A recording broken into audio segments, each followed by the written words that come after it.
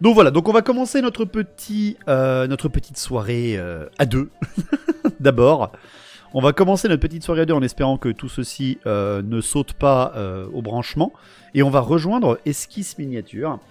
Euh, j'ai entendu bien évidemment j'ai lu bien évidemment les critiques très constructives et tout à fait polies de la chaîne secondaire qui dit que pendant les comptoirs je parle trop et voire même je coupe la parole aux gens. C'est un problème, hein, vous le savez, de faire des interviews quand on voit pas l'image des personnes et qu'on est sur Discord, parce qu'il y a un décalage sur Discord. Donc là, il y aura la caméra, il y aura pas la trame de fond du comptoir, je suis désolé, mais ça me fait chier à installer, etc. Donc on va essayer d'être poli, voilà, éviter de faire rager les rageurs sur YouTube, et on va rejoindre notre esquisse miniature du plaisir. Alors, tac, tac, tac, je vérifie que tout est là. Hop, et je le branche avec plaisir. Bonsoir. 1, 2, 2. Il est là, ouais, c'est bon, tout le monde est là, tout va bien. Tu vas bien, mon cher Esquisse? Oui, ça va très bien. J'espère que tout le monde va bien aussi dans le live. J'ai reconnu des noms d'ailleurs de passionnés qui sont aussi bien sur tes vidéos à toi que sur les miennes. Donc la bise à tout le monde. Bah, Et merci de m'inviter. C'est très très bien, avec grand plaisir, avec grand plaisir. Donc je vais te laisser un petit peu te présenter bien sûr. Si vous voulez avoir plus de détails, bien évidemment, sur notre bon invité, vous tapez exclamation invité dans le chat et vous aurez le lien de sa chaîne YouTube, mais aussi le lien donc il va vous mettre en détail tout à l'heure par rapport à sa création et à son pur plaisir, bien évidemment. Donc je t'en prie, laisse-nous te découvrir. Ça roule. Te présenter. Du coup, moi c'est Aaron. On me connaît un tout petit peu sous le nom de Esquisse Miniature. J'ai une chaîne YouTube également où je parle d'impression 3D, je parle de jeux de rôle, je parle de mon travail puisque je sculpte des figurines, surtout historiques. Je fais aussi des décors, je fais plein de choses. En gros, tapez Esquisse Miniature, que ce soit sur Google ou sur YouTube, vous devriez tomber sur mon site. Voilà, ça fait 7 ans, 8 ans que je suis sur YouTube à la louche. Et je vis de ma passion depuis un peu plus de 15 ans maintenant, putain presque, ouais c'est ça, un peu plus de 15 ans. Aïe le dos. C'est ça, exactement. Et là ce soir, alors je sais qu'il y a une immense majorité de grands fans de Warhammer, dont je fais partie, déjà que les choses soient claires, je suis un fan de Warhammer, je peux le prouver, hein. Voilà, je peux le prouver, j'en ai partout sur mes étagères, ok, donc calmez-vous, mais je vais vous parler d'un autre univers. Mais voilà. Bref, j'ai du bretonien, j'ai de l'Empire aussi, parce que j'adore l'Empire, j'ai du chaos, j'ai du nain, j'ai plein de trucs. Warhammer, c'est trop cool, je me suis même inscrit à la campagne que tu as fait, et d'ailleurs, je vais relancer quand même un grand merci général pour tout le boulot que tu fais vis-à-vis de cette campagne, parce que tu sais, avec ma chérie, on est orga de GN, donc on sait ce que c'est de recevoir des tas de mails par jour, des indications de je fais ci avec mes troupes, je fais ça, etc. Je sais très bien que c'est un boulot de dingo et tu t'es mis ça sur les épaules, donc chapeau à toi. Puis chapeau à ceux qui t'aident aussi sur ce truc-là. Vraiment, Merci beaucoup. C'est trop cool. Merci beaucoup. Je continue du coup brièvement. Ce soir, j'aimerais vous parler de Fornax Indus. Normalement, vous voyez peut-être le petit icône, je sais pas quel côté il doit être là, c'est le logo. Tu l'as présenté brièvement comme un univers de jeu de rôle. Alors c'est vrai, mais pas complètement. Je vais te corriger si Ah je peux me ben, c'est fait pour. Voilà. L'idée, c'est que c'est un univers, c'est un jeu de rôle de figurines, ou encore un jeu de figurines de rôle, mais ça peut être aussi qu'un jeu de figurines, ou aussi qu'un jeu de rôle. Chacun peut y trouver un petit peu ce qu'il souhaite. C'est un multivers. Ouais, c'est ça. Donc c'est un univers dark futuriste post-apocalyptique.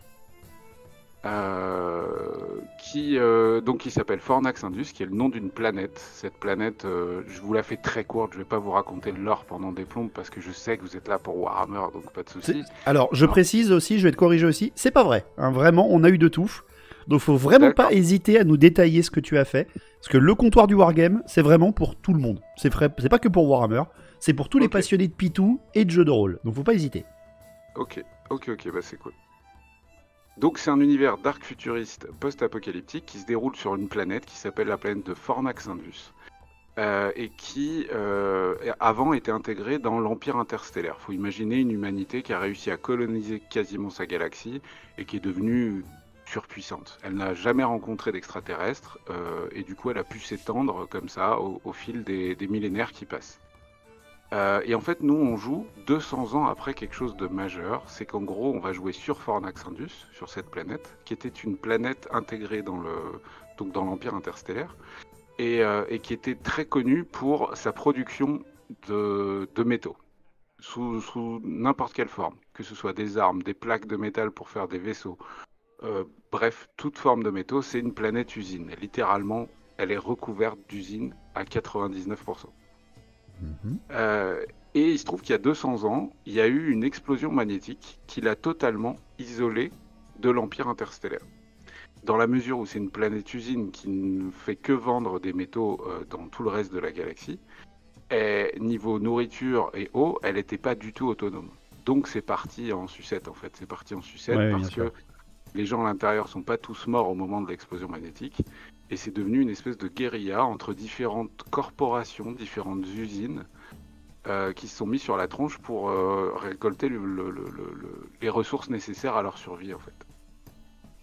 Et du coup, nous on joue 200 ans après ça, et c'est un monde où c'est des gangs qui s'affrontent. C'est ouais, voilà, des gangs. Alors, dans le livre de base, il y en a déjà un certain nombre, mais ma volonté aussi de cet univers, c'est de permettre aux gens de créer leur propre gang, leur propre histoire. Évidemment, le but c'est ça, hein. Qui s'affrontent pour leur survie et pour une ressource relativement rare qui s'appelle le ferrium, qu'on peut trouver à différents endroits. Ça, c'est aussi un petit prétexte pour le jeu de figurines, hein. Le ferrium, c'est un pion objectif en gros qui est réparti sur la table de jeu, et que si tu arrives à le ramener, donc à le faire sortir de la table pendant une partie d'escarmouche, bah, tu vas avoir du ferrium qui vaut une blinde. La monnaie, c'est les crédits, et quand on crée son gang, ensuite, on donne des noms à chaque personnage. Ils peuvent prendre de l'expérience, ils peuvent évidemment acheter de l'équipement. Il y a de la cybernétique, mais pas très très avancée. Et voilà, c'est à peu près ça l'univers de Fornax. Mais la particularité de ce truc, c'est... D'ailleurs, je vais vous montrer le bouquin de base, je l'ai juste là. Donc ça, c'est grâce aux gens, hein. C'est grâce aux gens en septembre dernier qui m'ont aidé à financer la sortie de ce livre. Donc qui est le livre de base du jeu de figurines de rôle, Fornax Indus. C'est un livre A4 d'environ 200 pages. Avec ça, il y a un compendium supplémentaire qui, Ouais, je l'ai vu, ouais. qui ressemble à ça. Donc ça, c'est un petit peu la petite originalité Si, même. de ce jeu de rôle, c'est qu'il y a un bouquin de lore qui sort, en plus d'un bouquin de règles et de scénarios, etc. Et qu'est-ce qu'on aime le lore ici. Et ben voilà. Et si je et juste le bouquin, tous les bouquins A4 sont répartis en trois grands sujets majeurs. On va avoir un tiers du livre qui est consacré à du lore, justement, pour en apprendre plus sur Fornax Indus, la planète, ses organisations, ses gangs, ses corporations, ses créatures, ses lieux, etc. Donc ça, c'est un tiers du livre. Il y a un tiers du livre qui n'est consacré qu'au jeu d'escarmouche, au jeu de figurines, Okay. donc avec des nouvelles règles, des nouveaux scénarios, des nouveaux objets, des nouvelles compétences pour vos personnages. Et un tiers du livre qui est consacré au jeu de rôle. Okay. Pourquoi ? Parce que l'idée, c'est d'avoir créé un pont pour être capable de faire une partie d'escarmouche avec 5 figurines contre ton pote en 1 heure de jeu, et ensuite que les deux chefs de gang se retrouvent autour d'une partie de jeu de rôle. T'as mêlé les univers du plaisir, là, ouais, vraiment. Bah oui, c'est carrément le but. En fait, je vais pas vous mentir, j'ai fait un truc que j'aurais aimé trouver. C'est un projet passion, c'est un vrai projet passion, quoi. Putain, donc voilà, et là, en septembre, les bouquins sont sortis grâce à plus de 200 personnes qui ont précommandé les livres et qui les ont reçus en 3 mois. Ils les ont reçus à Noël. Génial. Et vu que ça fait très longtemps que je suis sur l'écriture de cet univers, bah, j'ai du contenu, et là j'essaye de sortir la suite. Qui s'appelle donc Les Héritiers de Tiberius, qui est une extension où vous allez pouvoir jouer, pareil, je le dis pour la commu, là en gros vous jouez des Judge Dredd. Ça fait courte. Il y a une grande ville, la plus grande ville de Fornax, qui s'appelle First City. Bon, c'est assez simple comme nom. Et dans cette grande ville, il y a une organisation qui assure la sécurité, alors autant que faire se peut, et qui s'appelle les Héritiers de Tiberius. puisque le gouverneur à l'époque où la planète était intégrée dans l'Empire interstellaire s'appelait Tiberius Kane, c'était son nom. Donc eux, c'est les héritiers de Tiberius. Et du coup, ça fait un nouveau gang qui s'appelle plutôt Unité, là en l'occurrence, parce qu'ils sont beaucoup plus militarisés que les autres gangs. Où vous avez, dans les autres gangs, il y a vraiment plein de trucs. Vous allez avoir les Forges Rouges, c'est des gros balèzes qui manient des massues. Vous allez avoir le Matriacier, composé à 90% de femmes, qui sont plutôt anarchistes et qui vont vers la vitesse et piquer fort.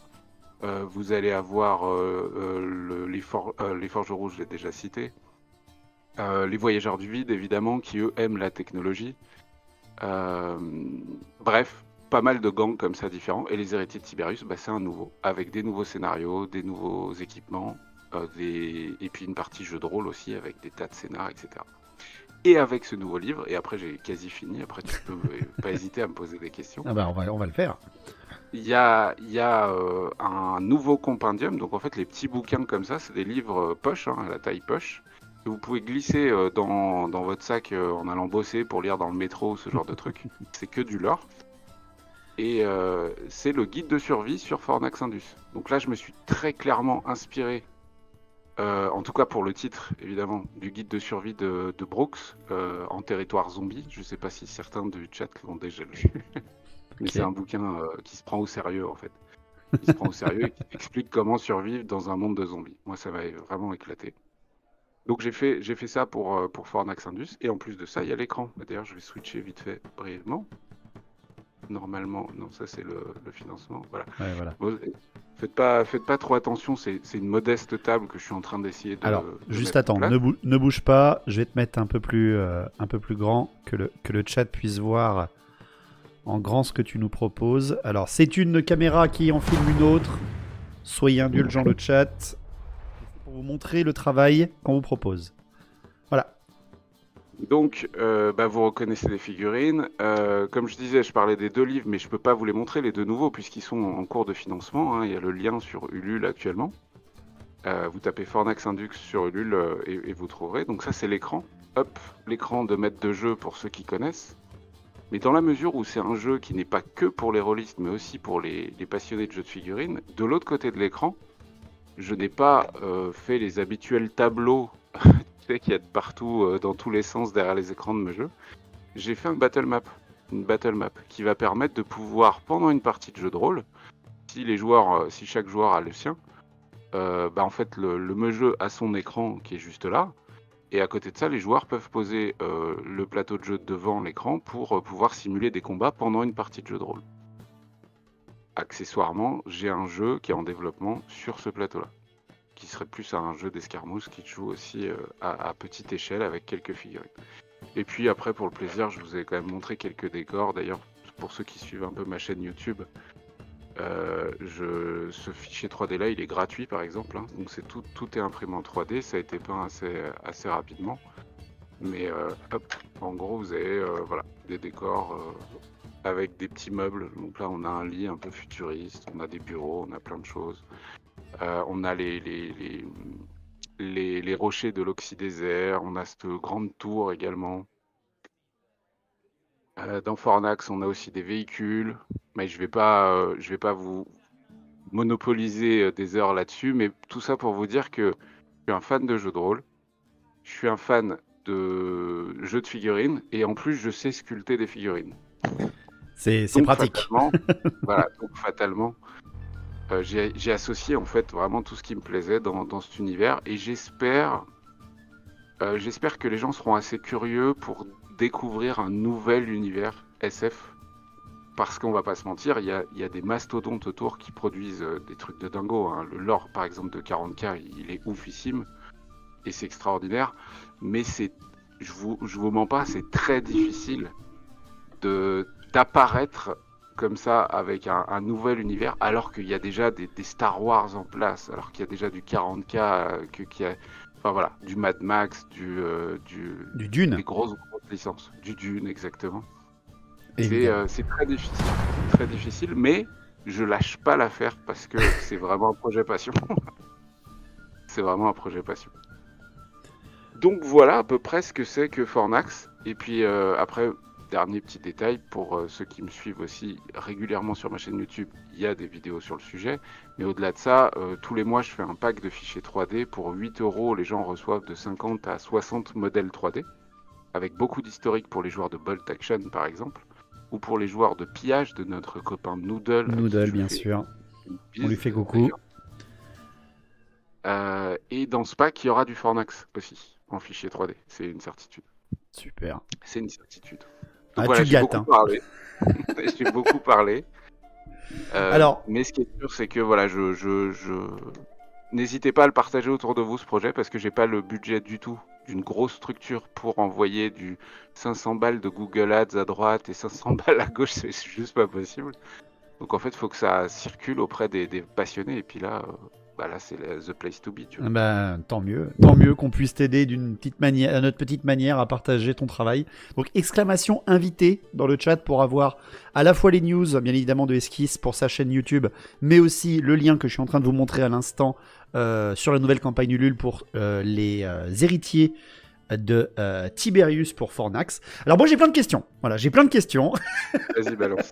Donc parce que voilà, je suis joueur de jeux de rôle depuis des années. Je suis je suis Wargamer depuis aussi des années, et je joue aussi aux jeux d'escarmouche. Donc là, t'as tout public. Voilà, c'est littéralement tout public pour moi. J'entends parler de ce truc, je suis en train de baver, et j'ai pas du tout la carte bleue qui est à côté de moi, mais je ne dirai rien. Déjà, tout simplement, quand est-ce que tu as commencé ce travail? Parce que tu dis que c'est un travail de passion. Ça fait combien de temps que tu as lancé en fait ce projet? Parce que je pense que c'est un projet sur des années, bien évidemment. Rien que de Fornax en lui-même. Et après pour les héritiers. Alors, en vrai, je pense qu'on est très nombreux dans le milieu à écrire notre univers. Ou à écrire des nouvelles factions, des nouvelles armées pour Warhammer 40 000, du lore, etc. Moi, ça, c'est un truc que j'ai toujours fait depuis que j'ai 12 ans, depuis que je suis dans le milieu de la figurine. Cet univers-là, il a commencé, sans déconner, à naître déjà à cette époque-là. Ouais. Mais évidemment, on ne t'écrit pas du tout de la même manière quand tu as 12 ans et quand tu en as un peu plus de 40 comme aujourd'hui. Donc ça a pris énormément de temps. En réalité, la mise en œuvre du livre, de la direction artistique, du compendium, etc., tout ça, je l'ai commencé au début de l'année 2024. Ah ouais. En prenant en fait toute l'écriture que j'avais déjà fait, parce que je te dis, au fur et à mesure des années, je venais rajouter des trucs, et puis des fois je le lâchais pendant 6 mois, 1 an, j'y pensais plus. Et puis à des moments j'y retournais, un peu comme cette Madeleine de Proust qu'on écrit depuis longtemps. Et en gros, voilà, je l'ai lancé début 2024, et en fait en septembre je me suis dit, ce sera jamais fini. Tu sais, il y a ce truc de, je sais pas quand le lancer. Parce que non, mais il faut que je rajoute ça. Non, mais il faut que je rajoute des dés, il faut que je rajoute des figurines, il faut que je fasse une boîte de base. Faut que, tu vois, t'as envie de lancer, surtout quand c'est un truc que tu tiens depuis si longtemps, t'as envie de le lancer dans les meilleures conditions possibles. Mais en faisant ça, je me rends compte que finalement, on repousse. Ouais. Donc c'était peut-être ma crise de la quarantaine de dire, là, allez, go. Tu vois? Plongeons dans le bain. C'est ça. Non, mais en vrai, c'était peut-être ça. Et je me suis dit, c'est pas grave, on va essayer de le sortir, le livre de base et le premier compendium pour Noël. En plus, j'ai pris un risque parce que le financement s'est lancé en septembre. Et j'ai promis une livraison à Noël. Ouais, c'est chaud, hein, c'est très rapide. Hein. Et au final, j'ai réussi mon coup. Alors, c'est sûr, sur 200, un peu plus de 200 exemplaires, c'est plus simple, évidemment. Mais en tout cas, j'ai réussi mon coup. Et là, c'est pareil pour le prochain financement participatif. Il a commencé il y a quelques jours, peut-être une semaine, et je promets une livraison en juin. On n'est pas sur les financements participatifs où tu dois Sur attendre 2 un ans, an, 2 ans, ouais, voilà, non, c'est pas du tout le thème. Aïe. Donc voilà, donc en gros ça fait longtemps, mais en vrai que je me suis mis à une vraie rédaction d'un vrai livre, parce que mine de rien c'est beaucoup de boulot, hein, tu sais, la structure du livre, Bien sûr. etc. Ça fait 1 an. Ouais, c'est ça. Ben, bien joué. Déjà, bravo. Bravo d'avoir respecté tes délais et d'avoir réussi à passer le cap de je m'arrête pour publier cette chose car j'en suis content et pas repousser non-stop tout le. Je suis ébloui, nous dit le chat. C'est super beau. Les visuels sont superbes, etc. Alors en effet, écrire un livre de jeu de rôle, enfin un livre de jeu déjà en lui-même, c'est extrêmement compliqué. Hein, surtout en effet dans un univers où il y a des concurrents de fous furieux. Même si je pense pas que tu veuilles renverser le marché, mais simplement te faire plaisir, comme tu l'as dit. Comment tu as fonctionné? Parce que j'ai des questions bien évidemment sur le jeu en lui-même. L'univers, on l'a bien compris. Hein. C'est tes inspirations, le chat a demandé. En effet, c'est un petit peu tout ce qui te plaît, hein, littéralement, et ce qui plaît dans la SF. Il y a du post-apo, il y a du cybernétique, gothique, ou en tout cas un petit peu dark. Il y a un petit peu de tout ça. Il y a du Mad Max, du Ganger. Il y a un petit peu du sous-esprit de Dune. Hein. J'ai entendu. T'as une ressource qui vaut beaucoup d'argent comme l'épice, etc. On a les inspirations, bien sûr, colossales de ces marques de SF depuis les années 70. Hein. Dune et Star Wars, c'est 70-80. Hein. Ça fait déjà quand même presque 50 ans, les amis. Et le jeu en lui-même, donc ton jeu, on va commencer par ton jeu d'escarmouche en lui-même. Ton jeu d'escarmouche, donc, est un jeu d'escarmouche, si j'ai bien compris. Tu participes avec quoi? 5 figurines, 5-10 figurines peut-être max? En fait, tu commences avec 200 crédits. Ouais, voilà. Et dans le livre de base, tout est indiqué au niveau des tarifs. Pour donner une petite idée, un personnage avec une expérience de base, donc un niveau de base, il coûte 25 crédits. Donc dans l'absolu, tu pourrais en acheter pas mal. Mais après, le moindre flingue coûte 5 ou 10 crédits. Si tu veux une protection balistique, ça va être 5 ou 10 crédits. Donc dans les faits, très bien équipé, tu vas avoir 3 ou 4 hommes, mais vraiment très très bien équipé. Et très mal équipé, tu peux en avoir 7, 8. Ouais, un peu comme les mecs de. Pour ceux qui ont connu les vieux mangas, hein, pour ceux de Ken le Survivant, qui sont une trentaine et qui ne servent à rien, bien évidemment, pour ceux qui ont connu un peu cette époque. C'est génial. Hein. Moi, vous savez que j'adore ça. J'adore véritablement le fait que je veux articuler ma chose, je crée ma chose pour jouer. Au lieu de tu veux jouer à un jeu déjà préfixé, tu joues aux échecs par exemple ou aux choses comme ça. Là tu crées et tu amènes justement un petit peu d'histoire à chaque création. C'est littéralement des listes d'armées, hein, ce que tu es en train de nous expliquer, mais c'est des listes d'escarmouches en fait. Donc ça c'est un fonctionnement de création de groupe. Donc on voit un petit peu comment on obtient sa team d'escarmouches. Comment fonctionne le jeu? Est-ce que c'est un jeu par case? On a vu le tableau de jeu tout à l'heure. C'est un fonctionnement en mode table libre avec justement une taille de table. Est-ce que c'est un jeu en vertical, un jeu à plat? Décris-nous un petit peu ton jeu de figurines en lui-même. Alors, la taille de plateau conseillée, ça va être 90 cm de côté. Donc, je voulais faire un plateau de jeu qui soit pas trop grand et qui permette à n'importe qui de pouvoir aussi faire une partie quand on n'a pas trop de place. En plus de ça, quand c'est un plateau un peu plus petit de 90 cm de côté, on peut se faire plaisir sur la hauteur, parce que ça compte aussi à fond pour des gens qui ont joué à d'autres jeux de figurines d'escarmouche, que ce soit Mordheim, Necromunda dans le cas de Games Workshop, mais aussi Eden par exemple, ce genre de choses.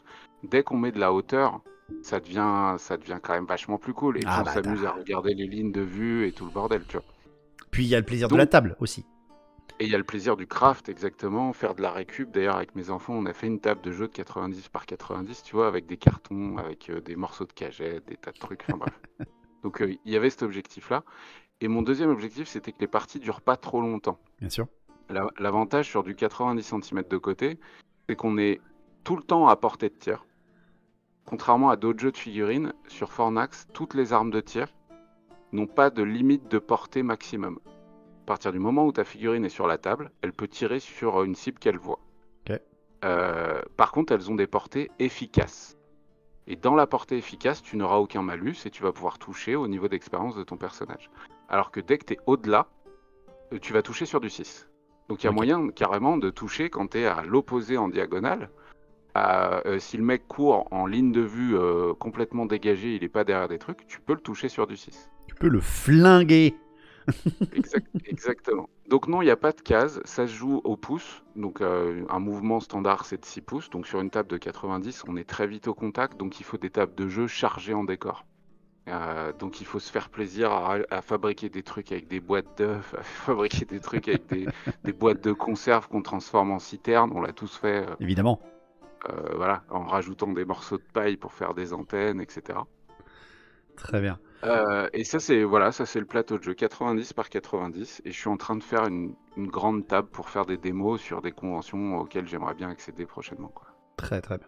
Donc pour ceux qui n'ont pas l'habitude des jeux d'escarmouche, c'est vraiment vraiment cool. Les jeux d'escarmouche, moi j'en fais la promo. Moi, comme j'ai expliqué à mes beaux-frères qui ont 15-16 ans, vous voulez faire un premier pas dans la figurine, le jeu d'escarmouche est un excellent moyen de faire un premier pas sans être trop cher, et en plus en découvrant un peu les mécaniques de jeu, le principe d'une ligne de vue, le principe du modélisme, le principe du craft, comme tu l'expliquais, et de la création de table, qui est très important, je trouve, dans un jeu de figurines quel qu'il soit, et même dans un jeu de JDR, d'ailleurs, aussi, parce qu'il ne faut pas non plus rester que à des trucs 2D. C'est quelque chose de très très agréable. En plus, comme tu l'expliques, et c'est quelque chose qui est très valable aujourd'hui, pour faire un premier pas dans la figurine et faire des parties d'1 heure, c'est un plaisir absolu de pouvoir jouer 45 minutes, 1 heure, et pas 3 heures, comme le voudrait une partie par exemple de Warhammer, parce que non en faites le cas, c'est 2 heures à 3 heures une partie de Warhammer. Ouais. Et surtout le plaisir d'avoir des petites tables. 90 par 90 par exemple, c'est littéralement de la table de l'apéro. Ça vous tient la moitié de la mini-table que vous avez au milieu du salon, qui vous permet d'avoir les bières à côté et de jouer avec les copains. Pour la part, Kill Team, c'est vraiment ça aussi, pour ça que je l'apprécie, c'est que c'est vraiment un jeu qui joue sur une table d'apéro avec le pote à côté ou comme ça. Là, du 90-90, donc c'est carrément même du socle, du plateau carré, ce qui est encore plus pratique, je trouve, que les plateaux rectangulaires qu'on a chez Game Workshop. Bref, c'est vraiment une très très bonne idée. Le fonctionnement, donc comme tu l'as dit, arme de tir, arme de corps à corps. Est-ce que c'est du alterné? Est-ce que c'est du tour par tour? Comment fonctionne un petit peu le jeu? C'est de l'alterner, en tout cas pour le jeu d'escarmouche, c'est de l'alterner. L'idée c'est que, d'ailleurs c'est des fichiers PDF que vous pouvez trouver sur mon site. Okay. Vous téléchargez une fiche de gang, vous allez créer votre fiche de gang, c'est votre feuille d'armée pour vous la faire courte. Vous avez vos 200 crédits au départ, vous achetez vos membres de gang à 25 crédits et puis ensuite des crédits pour les équiper. Vous allez faire une première partie, il va peut-être y avoir des blessés, parce qu'à la fin de chaque partie, on vérifie s'ils sont réellement morts ou pas. Et s'ils sont pas morts, est-ce qu'ils ont des séquelles? Il y en a un qui peut avoir perdu un bras. Hop, ça va coûter 10 crédits pour lui mettre un autre bras bionique, sinon il joue avec un seul bras. Enfin voilà, des tas de trucs comme ça. Et au-delà de la fiche PDF de gang, il y a les feuilles de personnages, en fait les cartes de personnages plus précisément. Donc l'idée c'est que vous avez en carte, ok. Voilà, en fait c'est juste plus pratique, et puis esthétiquement c'est cool, c'est que vous faites une petite carte, vous remplissez au crayon de papier avec les caractéristiques de votre membre de gang, ce qu'il a d'équipé, etc. Et le top c'est de les placer, vous en avez que 5, donc il n'y a pas besoin de 200 cartes quoi. Vous placez vos cartes face à vous, et l'idée est extrêmement simple, c'est que on tire l'initiative de manière aléatoire, le premier joueur active un personnage, au moment où il l'active, il va taper la carte. Pour les joueurs de Magic, taper, je pense que vous voyez ce que ça veut dire. Il tape la carte, donc on sait qu'il a déjà été activé ce tour-là. Et une fois que toutes les cartes de tous les joueurs ont été tapées, donc activées, on sait qu'on peut passer au deuxième tour. Et au tour suivant, et au tour suivant. Donc, ça c'est déjà cool, parce qu'on reste pas à regarder l'autre jouer pendant 10-15 minutes pour effectuer son tour. L'autre truc que ça implique, c'est que ça va relativement vite, et surtout que pendant le jeu d'escarmouche, vous avez le droit de faire un mouvement et une action, en fait une action défensive, une action de déplacement et une action offensive. Ok.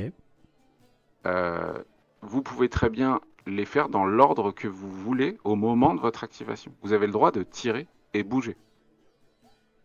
Et ça, on n'est pas habitué dans le Wargame à ce genre de fonctionnement-là, et je vous assure que sur le plan tactique, ça a beau être une petite table, ça a beau faire que du 90 par 90 et être jouable en 1 heure, le simple fait d'activer le soldat qu'on veut au moment de son activation, et en plus de pouvoir d'abord attaquer et ensuite bouger, on se retrouve tous avec des combats finalement assez réalistes de je tire et je vais me planquer. C'est quelque chose pour ceux qui ont connu vraiment l'époque de Eden. Pardon, je me permets de te couper, mais vraiment le fait d'avoir les cartes, d'avoir le gang, d'avoir le fonctionnement alterné. On a connu ça avec Mordheim, on connaît ça avec Kill Team par exemple, le format alterné, mais vous n'avez pas les cartes. Je trouve que c'est un manque qu'il y a à Kill Team par exemple. Et moi qui ai joué à Eden à l'époque, j'ai adoré avoir aussi un petit peu ce fait de collection de cartes qu'on a, qui est toujours un petit kiff, je trouve, Un petit peu, j'ai connu l'époque des premières cartes Pokémon, hein, donc il y a ça aussi, tu vois, d'avoir le petit bundle et de voir en plus le petit historique qu'il y a avec, etc. C'était un bon jeu qui n'a pas trouvé son public, je crois, Eden. Ouais, c'est ça qui est un peu dommage. C'était. Pardon? Et il me semble que c'est en train de ressortir. Il n'y a Bah, pas une V2 de Eden qui sort bientôt? ce qui me va très bien parce que j'ai encore les figurines. Donc Ouais. pour te dire. Mais c'est très très agréable. Hein. Vraiment pour ceux qui se disent oh là là, mais ça mélange un peu trop les gameplays, essayez-le. Franchement, ça peut vous changer la vie véritablement. Moi par exemple, hein, quand je fais des parties de Kill Team à la maison, je me suis fait mes propres petites cartes. Justement parce que j'avais trop l'habitude de jouer à Eden. Et ce qui est plus pratique aussi qu'avoir, vous savez, tous les tokens qui traînent sur les tables, quand même bien. Games Workshop nous vend du plastique. Moi je préfère justement avoir juste une carte où tu entreposes tes trucs à côté. Question que ça pourrait vraiment faire respirer un peu tout ça. Donc ça c'est très cool, hein, je trouve, hein, comme idée. T'as une très bonne idée là-dessus. En plus, on a vraiment ce côté, moi, qui me plaît énormément dans le wargame, c'est-à-dire de transmettre un petit peu l'historique de la figurine à chaque partie. Il a joué, il a perdu son bras, bah, je lui mets un bras bionique comme tu l'as expliqué, mais il n'y a pas que ça, hein, vous pouvez vraiment les faire développer, je pense, vraiment à un certain niveau. Ça joue comme une campagne de Mordheim, véritablement, si je comprends bien. En gros, Pardon? oui, ça ressemble très clairement à ça. Il y a rien de complètement fou et de novateur dans le système d'escarmouche que je propose. Mhm. En dehors du fait qu'il soit alterné et qu'il soit jouable en 1 heure, ça c'était vraiment ma volonté. Ah oui, mais c'est une Pas- très bonne idée. Hein. C'est une Si. très bonne idée. Alors oui, je suis désolé, je compare avec des jeux qui ressemblent, mais ça n'a rien à voir. Mais t'as Encore une raison. fois, c'est une création originale de Esquisse. Hein. Moi, c'est vraiment juste pour essayer un petit peu de parler avec ce que j'ai pu connaître et que je sais que ça marche. Je n'ai pas eu la chance d'essayer le jeu d'Esquisse, mais c'est vraiment quelque chose que je vous conseille d'essayer, rien qu'un format comme ça. Et quoi de mieux d'essayer que carrément vous intéresser au projet d'Esquisse, ou même carrément de rejoindre maintenant Fornax, l'aventure Fornax. Ça, il n'y a pas de souci. Donc ça, c'est un... Pardon? Excuse-moi, c'est juste accessoirement, je tiens à préciser un truc, vu qu'on est dans la phase escarmouche jeu de figurines. Oui, Évidemment, je fais des figurines et je propose des figurines Fornax, oui, bien sûr. mais je le précise bien dans le livre de base que c'est un jeu qui se veut agnostique. Moi, ce que je veux surtout, c'est que les gens y jouent et qui jouent avec n'importe quelle figurine futuriste qui rentre à peu près dans le lore, parce que dans l'absolu, on le sait tous, quand t'es wargamer, on pourrait jouer avec des pions, ça marcherait aussi. Mais on sait tous qu'on adore les figurines, c'est pour ça qu'on fait du wargame. On aime les pitous. Ouais, c'est ça. J'ai déjà fait une partie avec un copain qui avait pris des gardes impériaux Oui. pour simuler son gang. Et il avait expliqué ça dans le lore en mode, bah, en fait, on est allé attaquer un entrepôt de Mechacore Industries. Donc on a récupéré du matériel militaire et c'est pour ça qu'on ressemble à des Cadiens, quoi. Et du coup, il a intégré ça dans le lore et aucun problème, on s'en fiche. Le but, c'est vraiment de jouer.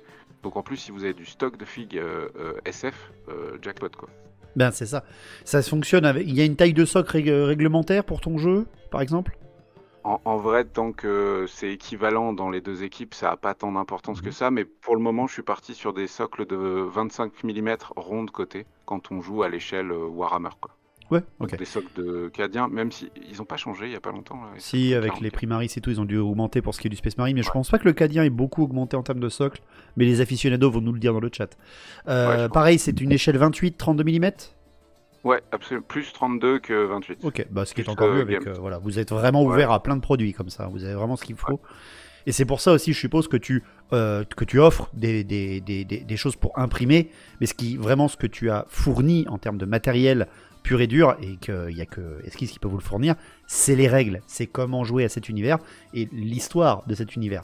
Et c'est ça qui est très beau en plus, c'est comme tu le dis, toutes les communes qui possèdent de la figurine peuvent simplement faire le premier pas là-dedans, quels que soient les moyens. En plus, il suffit juste au pire d'avoir le livre, en fait, ça suffit. Comme tu l'as dit, on peut faire le pas avec des pions, comme on peut faire le pas avec des figurines aussi. Le but étant de jouer et de se faire plaisir. Donc, mode escarmouche, super intéressant. Bravo, hein, parce que c'est pas facile pour moi qui ai essayé de réécrire les règles Mordheim en mode moderne un peu. J'en ai sué, je suis toujours en train d'en suer, mais c'est très agréable de voir ça. Est-ce que tu as un peu plus de détails à nous donner sur la phase jeu de rôle? Parce que la phase jeu de rôle, c'est un gameplay qui est complètement différent, en tout cas pour ce que j'en connais aussi. Et quel est un petit peu le lien? Comment tu as réussi à faire un lien direct? Parce que je sais qu'il y en a qui ont du mal à faire le lien, et d'autres, pour certains, ça saute aux yeux. Et bien en fait, j'ai déjà rajouté un truc narratif, un aspect narratif dans le jeu d'escarmouche. Ouais. Parce qu'en fait, faut savoir que ce que je voulais pas, typiquement, c'était un système de jeu de figurines, un système de règles, je veux dire, avec par exemple des dés de 6 ou des dés de 10, Ouais. qui soit différent, enfin vraiment diamétralement différent du système de jeu de rôle. Je voulais que les deux se parlent entre eux, que Ok. le système de règles fonctionne aussi bien en jeu de rôle qu'en jeu de figurines. Donc c'est le même système dans les deux jeux. Alors, Ou en c'est fait, similaire en tout cas.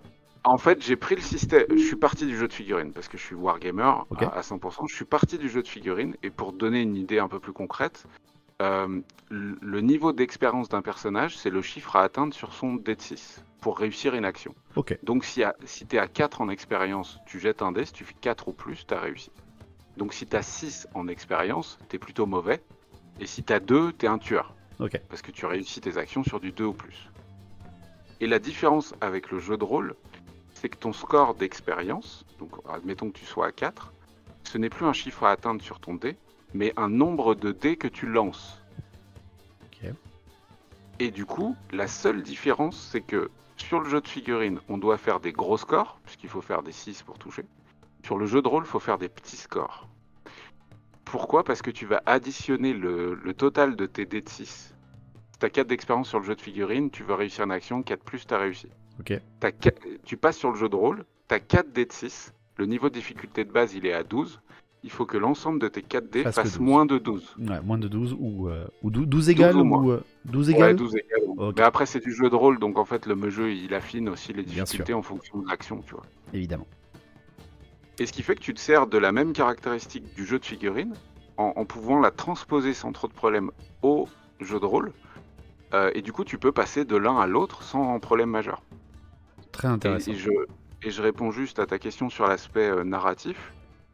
Pour que ça fasse plus jeu de rôle, dans le jeu de figurines, dans le jeu d'escarmouche, il y a ce qu'on appelle les événements aléatoires. À chaque début de tour, chaque joueur jette un dé de 6. S'il y en a un ou même les deux qui font 6, il y a un événement aléatoire. À ce moment-là, le joueur qui a fait 6 jette 2 dés de 6, un dé de 66, un dé pour les dizaines, un dé pour les unités. Ok. Il consulte un tableau et il impose un événement narratif à son adversaire. Exemple, il va lire ce qu'il y a dans le bouquin. J'ai fait 23 sur le dé, ok. Il y a une plaque d'égout qui explose pas loin d'un personnage qui doit être situé près d'un décor à moins de 3 pouces. Ok. Cet événement doit avoir lieu. Si son adversaire n'a aucune figurine à moins de 3 pouces d'un décor, il est obligé de se le mettre sur la tronche à lui-même. D'accord. Ok. Ok. Mais l'idée, c'est qu'il impose l'événement, et l'idée, et je l'explique dans le bouquin, c'est racontez-le. Oui. C'est le moment, en fait, de vous transformer temporairement en jeu pendant une partie de jeu de figurines. En maître du jeu. Événements. Tout à fait. Exactement. En narrateur, tout simplement. Alors oui, ça, je pense que ça répond à une question que j'avais vue dans le chat. Est-ce que ce sont, pour les batailles d'escarmouche, parce que j'en ai eu qui sont arrivés un peu en retard, est-ce que ce sont pour les batailles d'escarmouche des batailles simplement où il faut se fondre sur la tronche, ou alors avec des batailles objectifs ou narratifs? Je pense clairement que la réponse était que c'est des objectifs et des narrations, mais je vais te laisser répondre pour être sûr. Le fait de jouer en escarmouche, c'est pas simplement de se mettre sur la tronche, c'est que t'as une histoire à raconter, aller choper cette ressource, aller assassiner ce personnage, aller prendre ce secteur, je pense. Hein. Ouais, c'est exactement ça. En fait, dans le livre de base, il y a 10 scénarios différents pour le jeu d'escarmouche. Ok. Il y a l'affrontement standard, si tu as juste envie de te mettre sur la tronche avec le gang adverse, parce qu'une partie de jeu de rôle a fait que vous êtes embrouillé, et que du coup il doit y avoir résolution, on se met sur la tronche. Et on n'a pas besoin d'un scénario particulier, il n'y a pas besoin d'objectif, le seul but c'est qu'ils veulent se déglinguer. C'est des gangs, ils sont pas d'accord. Par contre, il y a quand même une dizaine de scénars où le but, ça va être par exemple des pions de ferrium, cette fameuse ressource, qui sont répartis sur la table, qu'il faut aller récupérer et sortir du terrain. Tu vas avoir des objectifs de remise en marche d'un générateur de ferrium. Donc là, il va falloir amener une figurine à côté. Tu l'avais fait, je crois, d'ailleurs, dans une de tes parties, de tes rapports de bataille que j'avais regardé. Où là, il fallait avoir une figurine proche d'un décor pour l'activer. À chaque tour, tu jettes un dé de 6 pour voir si ça marche. Bon, bah, ce genre de scénario existe. Bref, il y a plein de scénarios possibles, du capture de zone, etc. quoi. De la patrouille aussi, de l'escorte, ce genre de choses, quoi. Ça, c'est vrai, c'est plutôt cool. Il y en a qui posent la question également, est-ce que la partie JDR et escarmouche peuvent se mixer, ou ce sont vraiment des parties différentes? Je pense que ça doit être des parties différentes pour ma part, mais qui ont des liens entre elles. C'est ça, non? si j'ai bien Ouais, compris. en fait, c'est ça toute la difficulté d'essayer de faire comprendre le principe, et c'est pour ça qu'au début du livre, je mets une note d'intention qui, contrairement à des livres où ça fait que quelques lignes, là j'ai quand même 2, 3, 4 pages de notes d'intention, Ouais.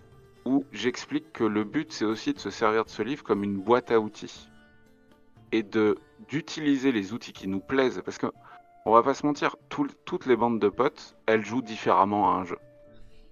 Quand tu vas dans une assoce et que tu fais du compétitif, c'est une chose, il y a le système de règles, et puis il y a le cadre autour qui veut qu'on joue tous avec les mêmes règles, et c'est ok. Mais quand on est une bande de copains, ou même quand on joue dans une assoce, on se fait une partie en particulier, on a créé une campagne, il y a des choses qu'on va décider de pas jouer d'un commun accord, un espèce de consensus entre nous en fait. Et ben là c'est un peu la même chose. L'idée c'est quand même d'essayer, autant que faire se peut, moi je trouve, d'alterner des parties de jeux de rôle et des parties de jeux de figurines. En tout cas, c'est comme ça que moi je le joue le plus, c'est comme ça que je l'apprécie le plus. C'est de faire des parties de jeux de rôle d'enquête et de relationnel, de politique, de méga corporations qui sont pas d'accord, de business, etc. Et puis le moment où ça part en cacahuète, hop, soit on fera la prochaine fois, soit, vu que c'est une table de 90 par 90, on l'a prévu, et on résout le combat qu'on gérerait normalement autour de la table de jeu de rôle. Là, on peut le résoudre physiquement. C'est génial. C'est une super idée. Avec un WAG. C'est vraiment une super idée. C'est une très très très très bonne idée. Le seul défaut que j'ai trouvé au jeu, aux figurines agnostiques, ça sera plus difficile pour un nouvel arrivant dans le wargame de se faire une bande. Il devra faire de la recherche et sera probablement perdu pour les choix possibles. Du coup, je trouve très très cool le fait que tu proposes des figurines. C'est un énorme plus, nous dit Rouf. Bah, tout à fait. Tout à fait, tout à fait. Comme il le dit, c'est un bac à sable, techniquement, mais c'est quelque chose qui est un bac à sable avec quand même un contour. C'est-à-dire que Esquisse, un rond, nous propose quand même un contour avec, regardez, je peux vous filer quelques décors. Suffit simplement de suivre mon travail et de pouvoir être au courant. C'est super souple en termes de gameplay. C'est le but aussi, justement, c'est comme il l'explique. C'est que si jamais tu veux déjà un jeu qui se joue vite et un jeu qui peut mixer les gameplays, en effet, il faut pouvoir t'adapter à beaucoup de styles de joueurs, et le format souple, entre guillemets, avec un bac à sable très ouvert, mais qui donne les règles de base que tu peux faire, comme on a pour Warhammer Old World, contrairement à Warhammer 40 000 ou AOS, c'est justement que tu as cette petite liberté. Est-ce qu'il y a des scénarios ou des campagnes proposées? Ouais, il a dit, Captcha, il y en a 10 scénarios, rien que pour l'escarmouche, dans son livre. Et combien est-ce que tu as de la campagne? Alors, je pense que tu en as une, déjà, et tu en as une seconde avec les héritiers de Tiberius, donc, c'est ça? C'est ça. Déjà, dans le livre de base, il y a un scénario d'introduction. Là, si on reste encore sur le jeu de figurines, sur le wargame, il y a 3 scénarios solo.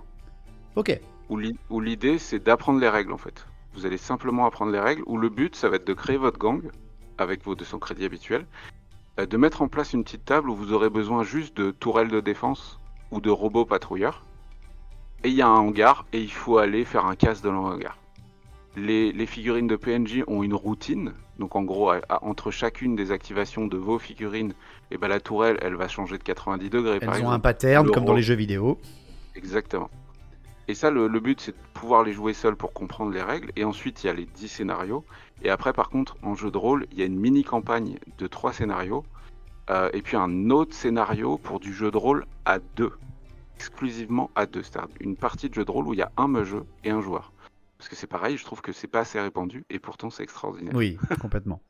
Pour ceux qui ont vraiment connu l'époque incroyable et favorite pour moi des jeux de rôle, c'est les livres dont vous êtes le héros. Pour moi, c'est vraiment des choses où même tout seul, tu pouvais te faire au final ton jeu de rôle. Et en effet, ce format à 2 est très rare. Et pourtant, qu'est-ce qu'on aimerait faire du JDR à 2 dans un couple qui est tous les deux Wargamer ou un truc comme ça. Enfin, Warhammeriste, rôliste. C'est vraiment quelque chose qui manque et c'est une très très bonne idée. Encore pareil, l'escarmouche en mode tuto, c'est très très très très très très bien pensé. C'est une excellente idée. Kill Team a eu aussi dernièrement une très bonne idée à faire avec une application, le fait de pouvoir jouer seul contre en mode PvE. Mais c'est très très bien justement que d'autres j'ai pensé à ça aussi, mais j'ai pas les moyens. Oui, voilà, non mais t'inquiète pas, ça c'est juste pour encore une fois dire que c'est pas parce que les gros l'ont fait que les créateurs ne le font pas, justement. Il n'y a pas que Game Workshop dans le monde, il y a des créateurs comme toi, Aaron, qui font du travail de fou furieux. C'est vraiment très très très très très sympa. Moi j'aime beaucoup beaucoup cette idée. Hein. Donc le JDR c'est le chef de gang et l'escarmouche c'est le gang lui-même, c'est ça? Alors, c'est ce que je conseille par souci de simplicité dans le livre de base, mais encore une fois, j'explique aussi que rien n'empêche, et ça peut être juste génial, je l'ai fait une fois et c'est trop cool, c'est qu'en gros, tu as un des joueurs qui a créé son gang, il a ses 5 figurines. Et puis il y a un soir, il va se dire, j'ai envie de masteriser une partie de jeu de rôle. Il va être maître du jeu en tant que chef de son gang, et il donne une mission à ses 4 membres de gang, qui sont 4 potes à lui. Le truc qui est très cool dans cette condition, c'est que souvent les 4 potes qui vont faire du jeu de rôle, ils ont peut-être aussi créé leur gang à eux. Oui. Du coup, il peut y avoir conflit d'intérêts, tu vois ce que je veux dire? Non, mais je vais faire en sorte de le faire buter parce que ça te fera un personnage de moins sur le truc, etc. Et du coup, ça peut créer des vraies tensions, comme j'ai envie qu'il y ait dans les gangs. Dans les gangs, les mecs, ils se disent frères, mais s'ils peuvent se mettre un couteau dans le dos... Enfin, regardez la plupart des films de mafia. Oui. Voilà, il y a une espèce de code à chaque fois, mais dès qu'on peut se faire des saloperies, on hésite pas. Dans l'idée du gang, il y a un mot, hein, le ganger, c'est pas non plus quelqu'un. C'est le guide, c'est un peu un. Enfin, le code, c'est un peu un guide en fait. C'est un peu un pirate, quoi. C'est un peu un pirate, quoi. C'est une très très bonne idée. J'aime beaucoup l'idée. Bon, bah vous savez quoi, ma bande à l'escarmouche, elle vous a mis une tollée le week-end dernier. Bah, vous allez l'incarner ce soir, les copains. Oh, c'est vrai, je peux tuer le gros balourd qui a tué la moitié de mon équipe. Oui, tu peux. Donc en fait, tu vois, c'est possible de jouer des chefs de gang différents qui, pour une problématique, ont décidé de faire une trêve temporaire et de se dire, bon, écoutez là les gars, on a un gros problème avec un mutant dans les égouts de First City. Il faut qu'on règle ce problème, venez on y va qu'entre chefs de gang, et ça fait une partie de jeu de rôle cool, avec des gangs différents, et du coup de la couleur différente, parce que chaque gang a quand même bien des spécialités. Mais encore une fois, si le jeu dit non mais moi je veux vous faire jouer les membres de mon gang, mais c'est trop bien en fait. C'est une très bonne idée. On peut imaginer dans l'autre sens, chaque joueur JDR prend son personnage et forme un gang avec les autres joueurs pour faire une partie d'escarmouche. Je pense que oui, ça doit pouvoir se faire dans DFB. Très bonne idée. Alors, il y en a qui me disaient en effet les illustrations, etc. Tout est super cool. Évidemment, moi j'en suis très content d'avoir du JDR escarmouche français. C'est trop cool. Où est-ce que tu as chopé tes illustrations, etc. pour tes livres et tout ça? Alors justement, là, c'est le moment délicat parce que je sais que c'est quelque chose qui partage, mais contrairement à beaucoup d'autres, moi je le dis. Oui. J'utilise de l'intelligence artificielle et Photoshop derrière pour faire. Alors je vous cache pas que c'est pas juste je tape un prompt et c'est réglé. Hein. Il y a beaucoup de travail de respect de direction artistique pour que le livre ait la même couleur et le même style visuel et la même DA tout simplement. Ensuite il y a du retravail sur Photoshop et tout le bordel. Mais j'utilise ça parce que sinon, en fait, je ne le sortais pas. Oui, tout est une question de budget, le chat. Hein. De toute façon, on en avait parlé longuement. On avait eu des invités sur le comptoir, des invités illustrateurs, des invités qui utilisent justement de l'IA pour vraiment, on fait tous les bords et on touche toutes les bordures ici. C'est le but, c'est de discuter, c'est de parler. Parce que c'est un fait, l'IA est présente et c'est un outil à utiliser. Et Aaron a quand même l'honnêteté de dire, ben écoutez, et puis les couilles, excusez-moi, mais je vais le dire, il a les couilles quand même, il dit, je vous propose un jeu de rôle escarmouche français intégralement disponible dans 2 mois. Il y a un moment, les amis, les délais, faut les faire, quoi. Faut les faire à un moment ou à un autre. Il fait des choix, et franchement, regardez la qualité de travail que ça donne. Après, encore une fois, rien n'empêchera peut-être dans le futur, si ton jeu cartonne et explose avec un budget qui là d'un coup te permettrait d'investir, je pense que tu le ferais aussi, de toute façon. Ah mais alors, en fait, des illustrateurs, j'en ai contacté plein. Bah oui, c'est ça. En plus, t'as dû faire une étude de marché, bien évidemment. Bah oui, mais à chaque fois, c'était juste ingérable, en fait. C'était vraiment juste ingérable. Donc, je me suis dit, il faut... Tu sais, c'est un peu le sujet dont on parlait au début de... il faut que je lance le truc en fait, parce que sinon je vais être toujours dans cette phase de non mais c'est pas prêt, non mais c'est pas prêt, non mais c'est pas prêt. Je suis arrivé à 40 piges, je me suis dit ça fait des années que tu bosses sur ce truc, il faut le faire en fait, là aujourd'hui tu as un outil qui peut te le permettre. Allez vas-y lance le truc. Et par contre oui effectivement, je vois qu'il y a quand même quelques personnes qui le disent, ne soyez pas dupes, mon idée là c'est de cracher sur personne, absolument pas du tout.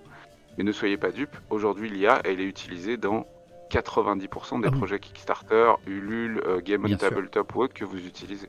Sauf C'est que beaucoup ne le disent pas en fait. C'est quelque chose hein, il faut se rendre à l'évidence. C'est terrible, hein, et on pense à nos amis illustrateurs, bien évidemment, mais c'est un fait. Hein, comme moi, je suis guide, hein, je vous le dis. Hein, je l'ai dit justement à chaque fois que j'ai eu un illustrateur ou un utilisateur d'IA. Moi, je suis guide touristique et conférencier dans mon métier. Déjà, on a été remplacé par Internet pour la moitié des choses que les gens pensent savoir et comprendre, mais en plus derrière aussi, on a été remplacé depuis des années par les audiobooks qui ont piqué notre métier. Hein, ça revient exactement à la même chose. C'est juste qu'il faut tout simplement l'accepter. Alors, est-ce que tu peux mettre un lien? C'est exclamation invité dans le chat form. Tu auras la chaîne YouTube et le lien que tu as devant toi là pour aider Aaron dans son projet. Tu as tout ce qu'il faut. Et bien évidemment, le lien derrière après, c'est exclamation invité. Vous avez juste à cliquer dans le chat et vous avez tout ce qu'il vous faut. Ouais, Euh, juste pour ouais, en revenir, tu parlais de l'IA qui bouleverse quand même pas mal les choses, hein. Et là, on parle en l'occurrence des illustrateurs.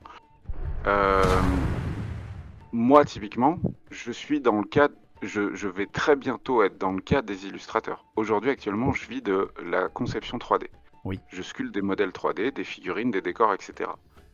Je mets une bille sur la table que dans un an ou deux, une IA le fera mieux que moi en moins d'une minute. C'est. Donc, donc je sais que ça va arriver. Et évidemment, comme un illustrateur qui va se dire putain, c'est pas possible, je vois très bien que c'est très, très flippant, c'est très inquiétant, mais je suis assez fataliste sur le fait que on n'arrête pas le progrès. C'est ça. Elle est facile cette phrase, mais malheureusement, c'est très difficile de l'arrêter. Et que autant essayer de s'en servir en fait. Essayer de s'en servir, Ouais, il faut vivre avec son temps et Ouais, utiliser l'outil qui arrive comme un rouleau compresseur, hein, ça c'est sûr. c'est Le, ça. ouais, on en parle, hein, on en parle parce que c'est un sujet quand même. Tu es modélisateur de 3D, hein, comme tu viens de l'expliquer. C'est ton métier, hein, carrément, on est bien d'accord. Ah oui, ça fait Oui, depuis 2004 que je ne voilà. fais que ça, hein. Voilà, donc ça fait quand même 21 ans qu'il est dans le game, donc s'il vous plaît, hein, Ouais, respectez le travail déjà des modélisateurs 3D, mais on va pas se mentir, il y a quand même, il y a bien évidemment des ingénieurs ou des techniciens qui sont en train de travailler, par exemple, pour faire les imprimantes qui peignent, on est bien d'accord, bien c'est un sûr. travail, Alors en fait, ça existe déjà, mais c'est encore très très cher. Mais voilà. comme Bah, tout ce comme qui est l'impression 3D il y a technologique, quelques années, j'ai envie de dire. ouais, exactement, Voilà. exactement. Il faut vous rendre à l'évidence, les gens, que ça existe déjà, les machines qui impriment déjà peint. Hmm, Et ça, c'est hmm. terrifiant aussi dans notre monde, dans notre milieu, en se disant ah ouais, mais d'accord, on en est déjà à ce niveau-là.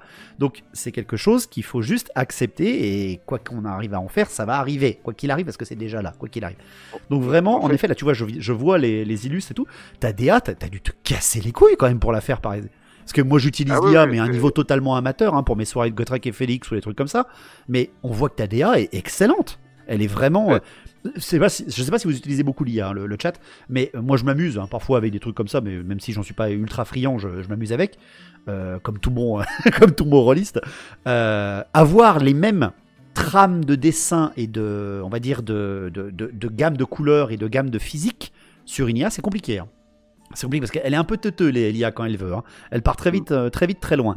Donc, essayez de toujours avoir, regardez, hein, le décorum à l'arrière, les codes couleurs hein, qu'on voit bien, hein, le rouge, le noir, le jaune très présent en termes de gamme de couleurs. L'IA, elle J'espère que a tu vas pas énormément de mal à striker faire là. ça.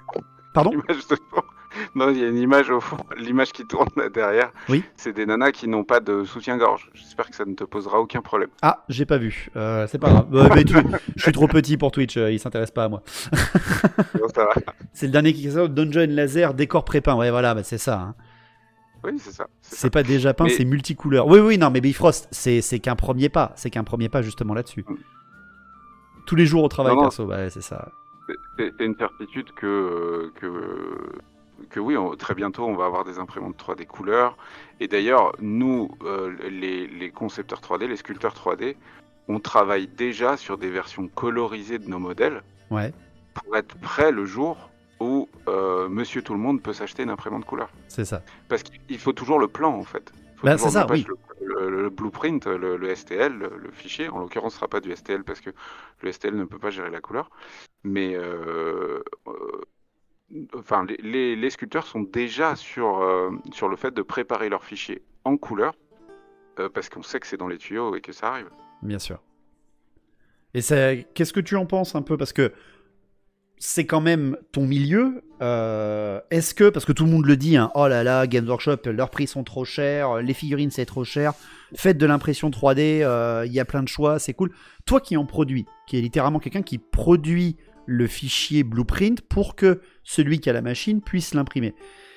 Est-ce que tu as ressenti un... Parce qu'on va en profiter, on a quand même un sculpteur 3D qui est avec nous. Est-ce que tu as ressenti quand même un changement dans le milieu et dans le marché depuis un petit peu la... Alors j'aime pas ce mot-là, mais depuis un peu la médiatisation du wargame? Parce que ça fait quelques années quand même qu'on parle un peu plus du wargame, parce qu'on commence à avoir des jeux vidéo qui percent là-dedans sur un univers de wargame, on commence à avoir quelques premières images de séries qui pourraient peut-être arriver dans le futur. Est-ce que tu ressens un appel d'offres ou un espèce d'attrait sur le travail des sculpteurs, ou non, c'est toujours la place des éditeurs? Euh, alors, il y a des tas de sculpteurs 3D qui sont littéralement devenus extrêmement riches depuis la démocratisation des imprimantes 3D. Ouais, voilà, c'est ça. Et il y a même des studios qui sont montés grâce à ça, parce qu'il y a... Enfin, je vais vous donner quelques exemples, mais pour les plus connus, on a des Artisan Guild, par exemple, qui font des choses magnifiques, hein, et d'ailleurs, j'adore leur travail, mais qui vont avoir 30 000 personnes par mois qui leur donnent 10 $ par mois. Ok? Tu vois le délire? Ah oui. Donc, non, et je n'exagère pas. Allez voir sur le site, là c'est un exemple, mais il y en a plein d'autres des comme ça. Euh, ce qui fait que, par contre, on a une profusion d'offres STL. Mais vraiment une quantité qui ne fait que grandir. Pourquoi? Parce que des destins comme ça, comme Artisan Guild, alors rassurez-vous, moi je suis très très loin de ces chiffres-là. Ouais. Vraiment très loin. Mais la profusion de fichiers STL vient du fait qu'il y a des très gros sculpteurs aujourd'hui qui arrivent à générer des chiffres tellement fous que ça motive plein de gens et plein de jeunes soit à devenir sculpteur 3D, Ouais. et à essayer de vendre leur modèle. Et du coup, vraiment, on a une masse quasi exponentielle de fichiers 3D qui arrivent sur Internet. Et aussi la démocratisation des imprimantes 3D qui deviennent de moins en moins chères, de plus en plus performantes, de plus en plus faciles à utiliser. Le jour où on a une imprimante résine qui fait tout de A à Z, pour ceux qui connaissent l'impression résine, hein, truc chiant, c'est le nettoyage de la figurine après, la polymérisation, etc. Le jour où on a une imprimante résine qui fait tout ça toute seule, chaque wargamer en aura une chez lui de manière quasi certaine, parce qu'il n'y aura plus d'histoire de masque à avoir, d'alcool à acheter, de machin. C'est l'imprimante papier qu'on a tous sur notre bureau aujourd'hui, en fait. Et ça, c'est dans les tuyaux, évidemment. Donc, moi, j'ai clairement senti, et d'ailleurs, c'est pour ça qu'aujourd'hui, je ne vis que du dématérialisé. Okay. Je vends des versions physiques, mais franchement, c'est dérisoire la quantité que les gens... Enfin, je vends très peu de versions physiques. J'en ai quand même un petit peu tous les mois, mais ce que je vends le plus, c'est du dématérialisé. Les gens n'achètent que des fichiers 3D. Enfin, en tout cas, mon public, moi, c'est que du fichier 3D. Et dans l'historique, ils y viennent de plus en plus. Et je pense que ça ne va faire que croître, parce que là, je vais juste te parler 2 secondes du joueur type, tu sais. Le joueur historique, souvent, il a au moins 40 ans, minimum. En historique, oui. En historique, ouais. En histo, ouais. En historique, souvent, il a 40 ans. Ou alors, c'est le fils de... Oui. Ou le petit neveu de... Non, mais j'étais dans ce cas-là. Hein. Le truc, c'est que nos jeunes d'aujourd'hui, nos 20-30 ans d'aujourd'hui qui vont dans le wargame, ils commencent tous par du Warhammer, par du Games Workshop, etc. Et pour eux, l'impression 3D n'est pas choquante. Ce n'est pas un nouvel outil chiant. Ils sont arrivés dans un monde où ça existait déjà. Donc ils vont pas du tout avoir cette réticence à l'idée d'utiliser cet outil. Et ben moi j'attends impatiemment, j'espère que je serai pas mort, le jour où ils vont atteindre les 40 ans et qu'ils vont se mettre à l'historique. Parce qu'à ce moment-là, bah, c'est le jackpot. C'est ça. Que moi, faut imaginer que des fichiers 3D histo en Seconde Guerre mondiale, j'ai plus de 1000 modèles aujourd'hui. Ouais. Parce que tous les mois, j'en produis, etc. Quoi. Donc oui, ça bouleverse les choses. Ça bouleverse vraiment les choses. Et Et après, il y a des marques d'imprimantes 3D qui sont porteuses dans le domaine. Et on trouve de plus en plus de femmes aussi qui utilisent les imprimantes 3D. Bien sûr. Alors qu'avant, c'était l'outil du papa, tu vois. Ouais, bon, comme beaucoup d'outillages qui au final se démocratisent. Mais ça, c'est les médias qui nous expliquent toujours ça. Hein. Mais on l'a bien vu aux soirées qu'on a fait, les gars, avec Girio, hein, par exemple, vous étiez là sur le chat, où on en a certains qui ont déjà 5, 6 imprimantes chez eux. Hein, alors attention, ce sont encore des exceptions à la règle, mais c'est comme il y a 75 ans, essayer d'avoir une télé à la maison, c'était une télé pour toute la famille. Regardez maintenant combien il y a de télé dans une maison. C'est dans une maison, j'ai bien dit pas dans un appartement, mais dans une maison. Un ordinateur. Regardez les ordinateurs des années 80, regardez les ordinateurs qu'on a maintenant, on a tous, même ça qu'on a dans notre poche, c'est littéralement des ordinateurs de l'époque. Donc c'est quelque chose qui se démocratise, quoi qu'il arrive. Les visuels, ils sont super beaux. Ils sont ultra propres. Vraiment, je les fais passer justement pour tes réels. Parce que, purée, je réponds brièvement parce qu'on m'a demandé quelle IA j'utilise. Alors aujourd'hui, c'est vrai, on a demandé. J'ai tellement réussi à prompter ce qu'on appelle un chatbot. Donc en gros, c'est une IA que j'ai isolée et je lui ai dit tu n'écoutes que moi, ne consulte plus Internet, écoute que mon prompt, que les indications que je vais te donner. Et aujourd'hui, c'est Midjourney. Midjourney, pour moi, c'est aujourd'hui la meilleure. Par contre, elle est payante, quoi. Bien sûr. C'est ça le truc, c'est payant. En tout cas, pour l'avoir de manière illimitée, ce dont j'ai besoin, il faut imaginer qu'une illustration du livre, c'est peut-être 100 itérations. Oui, c'est très long. Hein. Pour un niveau... Pour arriver à avoir professionnel, le truc le plus proche de ce que tu imaginais au moment où tu as écrit ta description, c'est des dizaines et des dizaines d'essais avant de réussir le bon truc, le bon visuel, quoi. C'est un outil qui s'apprend et qui se mesure, en effet. C'est toujours ça. C'est un sacré projet que tu nous balances, ça fait toujours plaisir. Hein. Ça fait toujours plaisir. Écoute, là, je sais qu'en ce moment, je suis dans le creux de la vague. Alors, pour ceux qui suivent un petit peu les financements participatifs, là, en gros, je la fais courte. Moi, j'ai besoin de prévendre 150 exemplaires du bouquin. Pourquoi ? C'est l'imprimeur, en fait. Si je commande moins de 150 livres, les livres sont beaucoup trop chers pour que je les vende à ce prix-là. Et du coup, en ce moment, je suis dans le creux de la vague parce que le premier financement, je l'ai lancé à Noël. Donc, il y avait un prétexte extraordinaire. J'ai plein de gens qui ont commandé un deuxième exemplaire pour l'offrir aux cousins, aux tontons, aux copains avec qui tu veux jouer. Là, on est mars, avril, il n'y a pas ce prétexte des fêtes. Oui. Donc, j'ai moins de monde. J'ai les vétérans qui reviennent, ceux qui ont adoré l'univers qui reviennent. Mais bordel, que j'ai du mal sur la com, sur le fait de partager au max l'univers, c'est très très difficile. Ouais. Puis après, faut pas oublier que je me remets en question en permanence à me dire c'est quoi que j'ai chié dans la présentation du projet, que j'ai chié ou pas d'ailleurs, mais que je peux améliorer en fait, pour faire en sorte que les gens aient envie de participer au truc. Je ne sais pas si on va y arriver. Le fait que tu l'aies sorti aussi vite par rapport au projet de base, c'est une volonté que tu as eue ? Parce qu'au final, c'est encore plus rapide que ce que tu as fait depuis septembre. Tu vois, je sais pas si ça c'est pas une erreur, par exemple. Je me pose la question, en fait, je sais pas. Le truc, c'est peut-être que j'ai eu en fait, vraiment, tu sais, la vague de kiff de voir que le premier sort. Oui. Et pour vous donner une idée, j'ai des milliers de pages de contenu sur l'univers de Fornax Indus. Vraiment, des milliers de pages. Et du coup, quand j'ai vu que le premier était sorti, je me suis dit, mais trop bien, je peux continuer de développer cet univers. Alors, on fait quoi sur les prochains ? Et pour être clair, des extensions comme ça, déjà en tête, j'en ai encore 11. Et le contenu, je l'ai presque fait, en fait. Mais pour ça, il faut que ça marche. Et du coup, c'est chaud, en fait. Donc, j'essaye. Mais c'est vrai que je suis peut-être allé un peu vite. Ça, je suis d'accord. Je l'ai peut-être lancé trop vite. Parce que tu sais, dans la commercialisation, un produit a une longévité à peu près de 6 mois dans ce qui est de la commercialisation.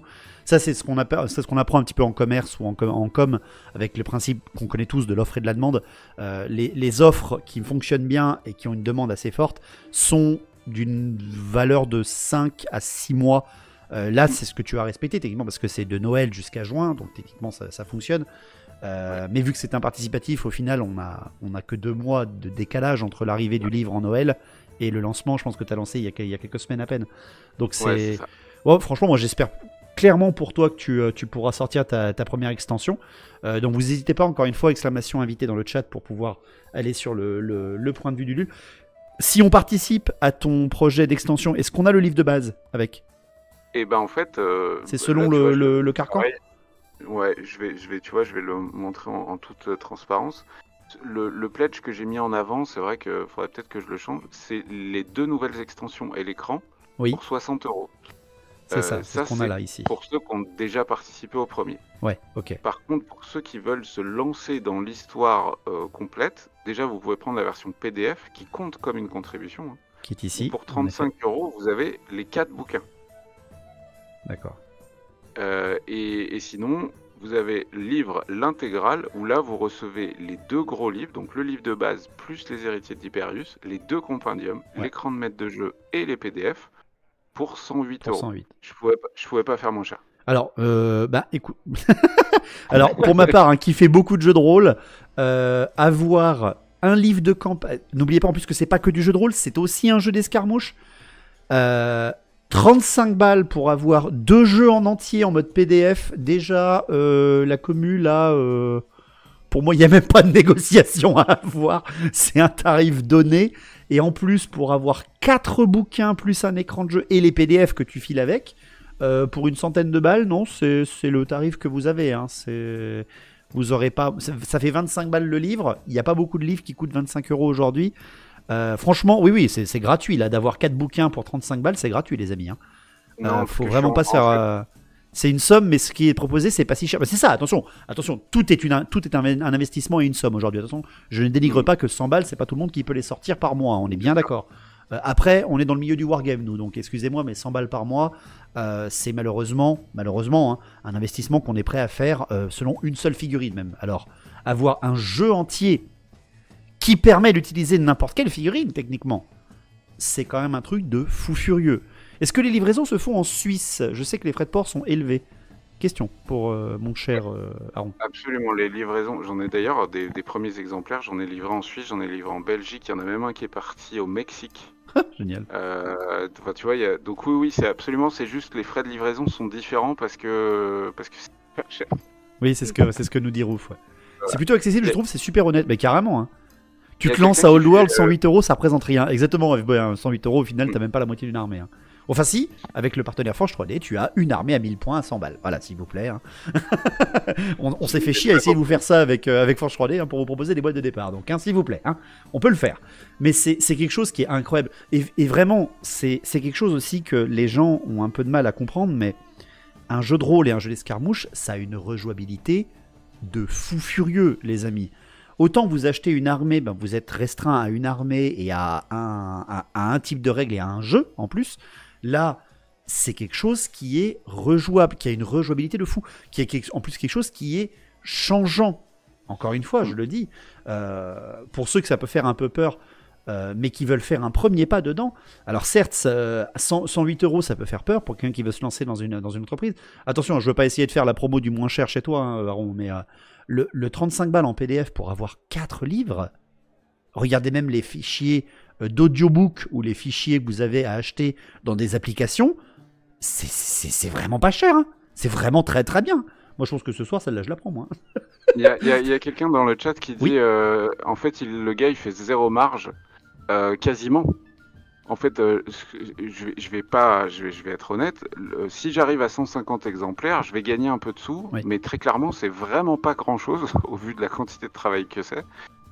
Mais là, je suis vraiment dans la phase où je veux faire connaître mon univers. Et pour ça, je veux bien faire la concession de l'argent parce que aussi je peux me le permettre parce que j'ai un autre travail, mon travail de sculpteur 3D, qui me permet déjà de vivre convenablement. Donc en fait, je suis prêt à prendre ce risque. Ce que je veux, c'est juste sortir cet univers et que les gens se l'approprient. Il y a un Discord, et d'ailleurs, j'ai oublié de préciser un truc extrêmement important, qui est ouf, enfin moi en tout cas que je trouve ouf. Il y a un Foundry VTT. Alors, je sais pas si tu connais. Alors, voilà. En fait, depuis toujours, on peut jouer en ligne au jeu de rôle, Oui. partie de jeu de rôle. Bien sûr. Au début, ça se faisait sur IRC. Je sais pas si t'as la ref, mais sur des vieux chats Oui, de oui, Yahoo ou ce genre de truc. Je pense que la moitié du chat ne connaît pas. Voilà. Ensuite, on faisait ça sur MSN, sur Skype, sur ce genre de choses. Aujourd'hui, beaucoup de gens jouent sur Discord, mais jouent aussi sur un logiciel à côté qui s'achète qu'une seule fois. C'est pas un abonnement ou autre. Hein, et en plus, il y a que le jeu qui l'achète, qui s'appelle Foundry VTT. Foundry Virtual Tabletop. En fait, c'est un logiciel très connu. Hein. Depuis le Covid, ils ont explosé de ouf. Et ça te permet de faire des parties de jeux de rôle en ligne de manière extrêmement pratique, utile et facile. Où le concept, c'est que le jeu se connecte, il donne des droits d'accès ou non à chacun des joueurs. Et tout le système de règles est géré par Foundry VTT. C'est un peu comme Roll20 en fait, quoi. Ouais, c'est exactement ça, Sauf qu'ils sont passés au-dessus en termes de. Alors en termes de DA, c'est plus joli, hein, clairement. Ouais, c'est quand même très très classe. Et puis, ce qu'il y a de cool, c'est que tu peux vachement plus le bidouiller. Quand t'es maître de jeu, tu peux vraiment bidouiller plein de choses. Et du coup, on a développé. Alors c'est ma femme qui a développé le Foundry VTT de Fornax Indus. Je vais essayer de vous le montrer brièvement, c'est la bêta pour le moment. D'ailleurs, dans le pack, là, pour 10 balles, vous avez le Fornax le VTT Foundry de Ah Fornax. Oui, le 19, là, ouais. Les 2 nouvelles extensions, Beta Test Foundry VTT. D'accord. Et du coup, ça ressemble à quelque chose comme ça. Donc, hop, est-ce que je vais pouvoir le montrer? Donc Attends, là, par exemple, bouge pas, je montre ça. Vas-y. Je fais juste la transition de scène. Bougez pas le chat. Vas-y.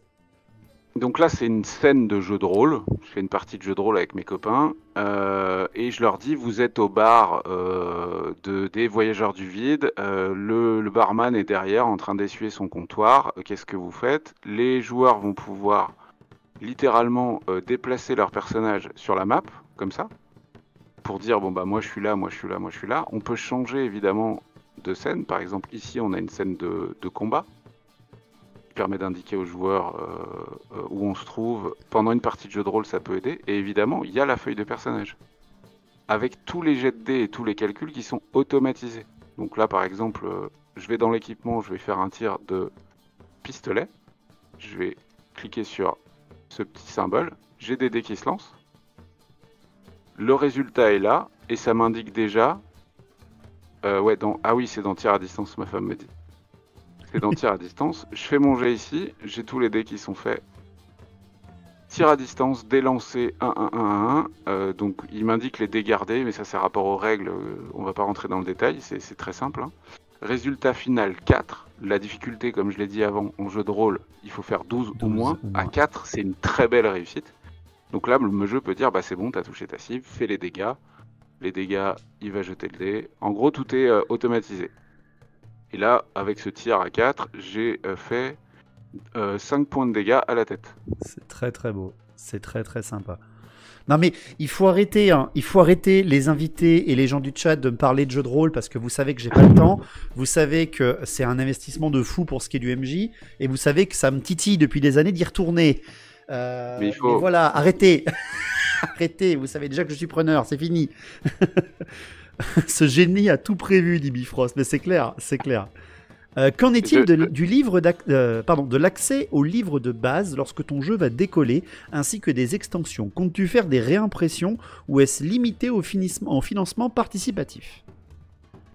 Alors, pour le moment, tous les exemplaires que j'avais commandés sur la première version ont été vendus, donc je n'ai plus de stock. Donc en fait, j'attends de voir si des gens comme peut-être vous ce soir aller prendre un pack qui inclut l'ancien livre de base. Bon, j'en ai déjà, donc je vais repasser une commande. Il faut savoir que sur le premier opus, il y a Philibert qui m'a soutenu aussi sur le projet. Ah, c'est sympa. Qui a vendu des livres physiques dans leur boutique physique et ils ont tout vendu en une semaine. Donc normalement, Philibert devrait revenir. D'ailleurs, si vous m'entendez, Alexis, si tu m'entends... Philibert, là, les Strasbourgeois, là, bougez-vous le cul, là. Exactement. Je vais chez vous à chaque fois que je vais voir ma belle famille, bougez-vous le cul, là. On vous C'est aime. ça. Donc c'est pareil, on attend aussi ce genre de choses. Et les bouquins, à terme, ils seront évidemment tout le temps disponibles. Le but derrière, c'est je ne vais pas faire de technique de FOMO et dire attention, si vous les commandez pas maintenant, Vous vous les les aurez trouverez plus. plus. Non, pas du tout. C'est pas dans le délire. Ok. C'était une bonne question. Du coup, l'accès bêta test donnera l'accès au Foundry final. Ah bah, je pense que oui. Ah oui, bien sûr. Oui. Bien sûr. Et je suis désolé, mais tant que je suis sur Foundry, je vous montre quand même un petit Ah bah, truc. Alors profites-en. là, on est sur la version bêta, mais est-ce que je crois pas que j'ai peut-être mis une map de combat. Ouais, j'en ai une là. Oui, et dans le chat, on dit, et dans le pire des cas, tu vends quand même aussi des PDF en ce moment. Donc oui, c'est ça, bien sûr. Mais c'est quand même une question d'avoir le beau livre, bien évidemment. C'est ça. Ma chérie a développé aussi, je ne sais pas si vous allez voir correctement, mais ici, c'est la feuille de jeu de rôle. Oui. Ok. Il y a Et je pense l'onglet jeu de rôle. qu'elle a fait la feuille de caractéristiques de gang, c'est ça? Et juste là, vous avez la version jeu de figurines. Ah, Ce qui génial. fait que sur une battle map en vue de haut comme ça, vous pourrez jouer au jeu de figurines, mais en ligne sur Foundry VTT. Où l'idée ensuite, c'est de sélectionner tous les différents membres de gang, de lancer un combat, et vous voyez sur la droite, vous avez un système d'initiative. Je vais pas tout vous montrer en détail, mais vous avez, et puis je vous dis, c'est la version bêta. Vous avez vraiment un système d'initiative qui vous permet de cocher. Ah bah c'est bon, j'ai activé une figurine, j'ai activé celle-là, je la coche. À toi d'en activer une. Vous faites vos déplacements. Les lignes de vue seront prises en compte sur les maps. Qui fait que si les lignes de vue des personnages sont prises en compte sur les battle maps, ça veut dire qu'on peut faire une partie à deux avec un brouillard de guerre. Bien sûr. C'est-à-dire qu'on ne voit pas où l'autre se déployer. En tout cas, si nos personnages ne le voient pas, on ne sait pas où ils sont. Comme pour certaines parties de jeux de rôle, hein, vous avez ce qu'on appelle le brouillard de guerre qui vous empêche de voir toute la carte et qui vous empêche de voir par exemple derrière des bâtiments, et le MJ peut vous piéger comme ça, ou alors vous offrir de l'expérience de jeu encore plus immersive, ce qui est trop cool. C'est une super idée. Bah écoute, certains youtubeurs Twitch m'incitent au projet Old World et maintenant ils invitent des gens pour m'inciter à d'autres jeux projets. Je vais arrêter Internet. Écoutez, on vous propose des bons produits ici. Hein. Qu'est-ce que vous voulez que je vous dise? Donc ton Ulule fonctionne encore pendant 19 jours. Tu es à 38% de ton objectif. 58 personnes participent pour 150 demandes. Le chat, c'est exclamation invité, c'est le deuxième lien. S'il vous plaît, soutenez Aaron pour ses très bonnes idées.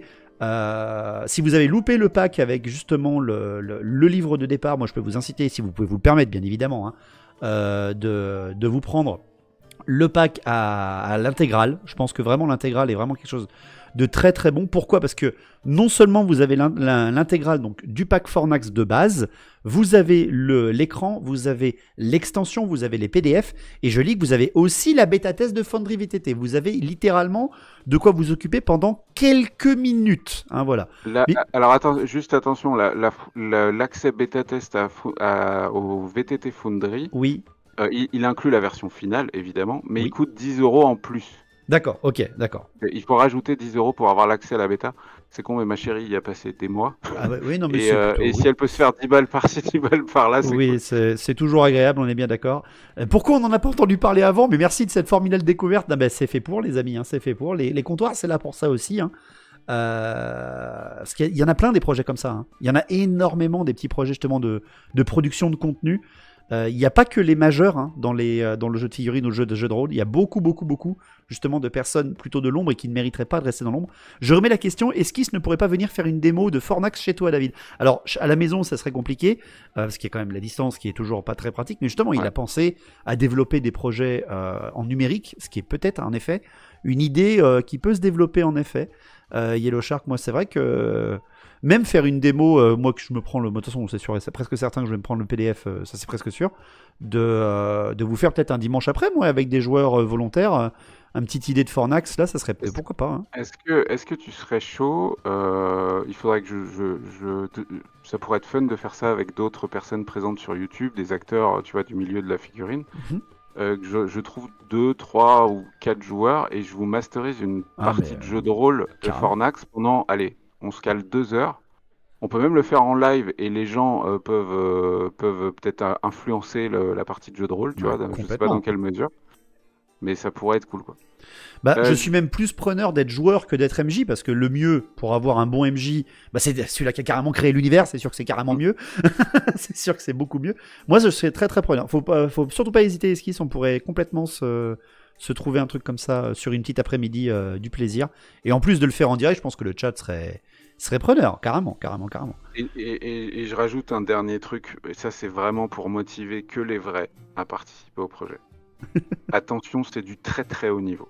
Vraiment très haut niveau. Tous les contributeurs du projet vont recevoir ça. C'est un décapsuleur à bière Fornax Indus. Ok, vous êtes pas prêts, les gars. Il y a trop de goodies. Et en plus, il nous met des goodies dans les bundles. C'est la fin, mes amis, c'est la fin. Need.